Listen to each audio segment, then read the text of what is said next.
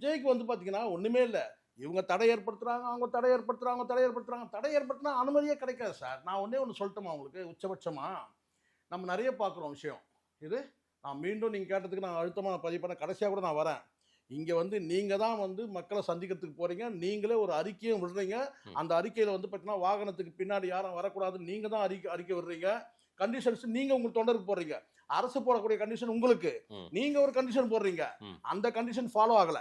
அத முதல்ல முடிச்சிருங்க. அதுதான். அப்போ நீங்க அது அப்படின்னா அரசு பாருங்க ஒரு இருங்க அரசு கட்டுப்படுத்த முடியாத ஒரு கூட்டம் அளவுக்கு இருக்கு. சார், அதை அப்படி கட்டுப்படுத்த கிடையவே கிடையாது. இங்க கட்டுப்படுத்துற கூட்டம் நீங்க அப்படி சொன்னீங்கன்னு வச்சுங்களேன், தமிழ்நாடு அரசு காவல்துறை நீங்க அவ்வளவு பலவீனம் கட்டுப்படுத்திடலாமா? கட்டுப்படுத்தினா என்ன பண்ண சொல்லுங்க? நீங்க கேட்டதுனால சொல்றேன். தவிர்க்க முடியாம சொல்றேன். ஒரு வாரம் ஜெயலலிதாவா மாறணும் ஸ்டாலின்.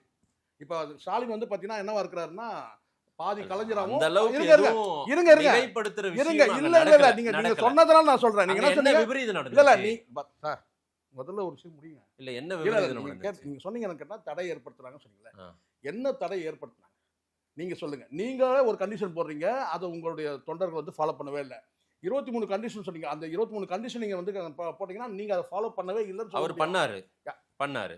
ஏர்போர்ட்ல இருந்து வெளியவே தலைய காட்டாம சார், மரக்கடை வரைக்கும் வந்தாரு. சார் நான் சொல்லக்கூடிய ஒட்டுமொத்த நிகழ்ச்சியை நீங்க ஃபுல்லா சொல்லுங்க. அவங்க 23 கண்டிஷன் என்ன கண்டிஷன் போட்டாங்க, அது என்னலாம் இவர் ஃபாலோ பண்ணலன்றதெல்லாம் தெரிஞ்சிடும். சார் ஒரு நாள் முழுக்க வந்து பார்த்தீங்கன்னா, நீங்க ப்ரோகிராம் போட்ட டைம் படியே நடக்கவே இல்ல. ஆமா. அதுவே வயலேஷன் தானே.